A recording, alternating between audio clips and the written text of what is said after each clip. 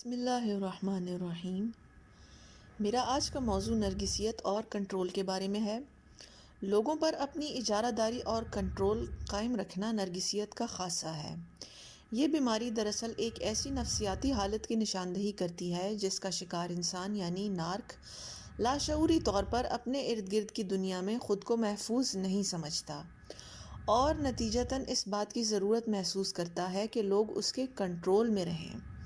ساتھ ہی ساتھ اس کو اپنے بارے میں جو گھمنڈ ہوتا ہے کہ وہ دوسروں سے بہت بالا تر ہے اور کسی دیوتا کا مقام رکھتا ہے، اس کے اس باطل عقیدے کو تقویت دینے کے لیے بھی لوگوں پر اپنی بالادستی قائم کرنا اس کے لیے بہت ضروری ہوتا ہے۔ اس سے یہ خود کو اس بات کا یقین دلانا چاہتا ہے کہ وہ کتنا اہم اور با اثر ہے، یعنی اپنی انا کی بقا کے لیے لوگوں پر اپنی اجارہ داری قائم کرنا اس کے لیے بہت ضروری ہوتا ہے، ورنہ وہ اپنی نظروں میں آپ حقیر بن جاتا ہے اور یہ اس کی نفسیاتی موت کا سبب بن جاتا ہے۔ لہٰذا وہ ہر صورت اس نفسیاتی موت سے بچنا چاہتا ہے۔ اس کی نظر میں اس کے علاوہ باقی سب انسان ہی نہیں ہیں بلکہ محض کٹھ پتلیاں ہیں جن کے وجود کا مقصد صرف اس کی خواہشات کو پورا کرنا ہے۔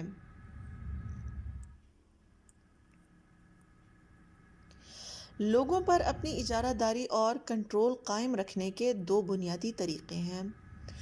پہلا تو یہ کہ ان کو اپنے زیر دست رکھا جائے تاکہ وہ نارک کے محتاج رہیں اور وہ ان کی مجبوریوں کا فائدہ اٹھا کر ان کو اپنی مرضی کے مطابق عمل کرنے پر مجبور کرے۔ اس کے لیے وہ سختی اور سنگ دلی سے کام لیتا ہے۔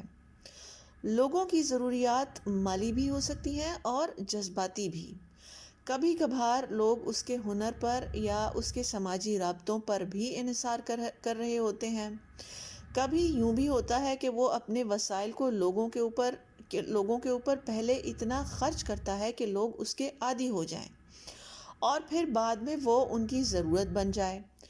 پھر وہ ان کی اس ضرورت مندی کا خوب فائدہ اٹھا کر ان سے اپنی مرضی کے کام کرواتا ہے، گویا ایک طرح سے ان کا استحصال کرتا ہے۔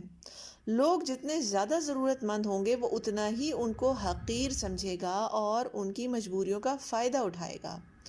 اس کی سب سے بڑی مثال تو نارک کے ملازم ہوتے ہیں جن کا وہ بری طرح استحصال کرتا رہتا ہے، مگر بالآخر یہ سب لوگ اس کے سلوک سے تنگ آ کر اس کی غلامی سے نجات حاصل کر لیتے ہیں اور نارک کی آخری عمر میں اس کو اکیلا چھوڑ جاتے ہیں۔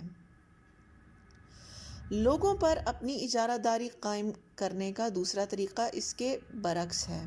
جب نارک اپنا پہلا طریقہ آزما کر دیکھ لیتا ہے کہ کوئی شخص اس کے نرغے میں نہیں آ رہا اور وہ روب ڈال کر اور ڈرا دھمکا کر کسی پر اپنی اجارہ داری قائم نہیں کر سکتا تو وہ بہت میٹھا بن جاتا ہے۔ وہ لوگوں پر اپنی محبتیں نچھاور کرتا ہے، اپنا پیسہ اور اپنے سارے وسائل ان پر خرچ کر کے ان کو اپنی سخاوت کا یقین دلاتا رہتا ہے۔ یوں لگتا ہے جیسے وہ انسان کے روپ میں ایک فرشتہ ہو۔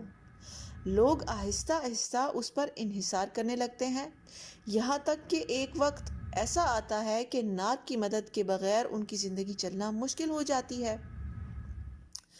دوسرے یہ کہ عام لوگ سادہ لوگ ہوتے ہیں اور اپنے محسن کی قدر کرنا جانتے ہیں۔ اگر وہ ایسا نہ کریں تو ان کا ضمیر ان کو ملامت کرتا ہے۔ نارک ان کی اسی بات کا فائدہ اٹھاتا ہے اور ان کو اپنا گرویدہ بنا لیتا ہے۔